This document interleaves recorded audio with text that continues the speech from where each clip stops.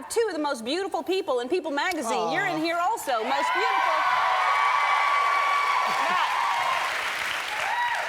Now, that bird was. Is that your bird? It was temperamental. It's a cockatoo. Yeah. Or something. Mm-hmm. That's exactly what it is. And it was not your bird?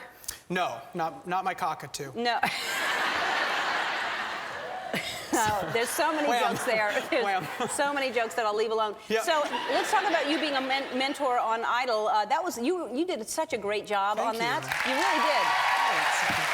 And how did you feel about it? Was it weird for you to go back and do that? Well, when they asked me, I was like, really? I didn't expect it because I'm only a year into my career. Right. But it was cool because I think I gave them maybe perspective, like I've been in your shoes, kind of a thing, and they were all really nice. They have good energy. They're great singers. So it was a really fun experience. And were you, when you were there, was it good feelings, or was it like, oh, thank God I'm out of this because it's so much pressure? I felt a little pressure towards the finale at the very end, but to be honest, and now going into my career, this is a lot more work than that was.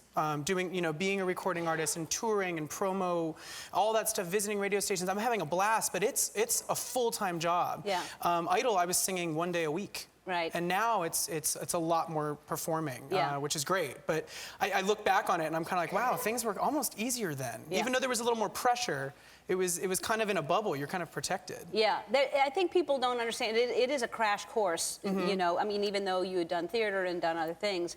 But, and then also I think people mistake us for like, well, once I get past the judges, it's like you're always judged, as you know now. You went through that firestorm that kind of happened to you.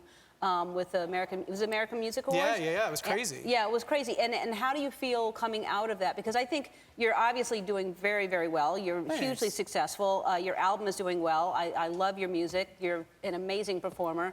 But when you were, right? I mean, name somebody else like him right now.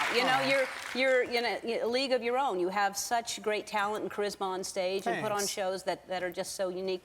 And how do you feel coming out of all of that controversy? I mean, I think the dust has settled for the most part. And, it's been really interesting because I've been doing a lot of promo overseas, internationally. The album's all being released all over the world, and it's doing very well. And a lot of the interviewers that I talk to will say, like, well, what was the big deal? And I'm like, well, it's different here than it is there. So I think it's just, certain conservative, outlooks look at that performance a different way than certain liberal outlooks. So, it's either like it or you don't. Right. And it was one performance, like we've talked about. It doesn't define me as an artist. It was one thing. I've seen you many times, and there's been nothing like that. So, you're different in different scenarios, right? Yeah. Yeah. Yeah, and the song always interprets the type of performance I do. I mean, what I love about the song that I'm going to do for you in a little while, If I Had You, is that it's uplifting, it's positive, it's about connection and love, and it's talking about how fame and fortune and all the material things that come with this lifestyle don't mean anything if you don't have that love and that connection. And I think it's such an awesome message to put out into the world. It is. And I think a lot of people get lost and forget that message, and it's so true, because that's all that matters. Yeah. Well, I can't wait.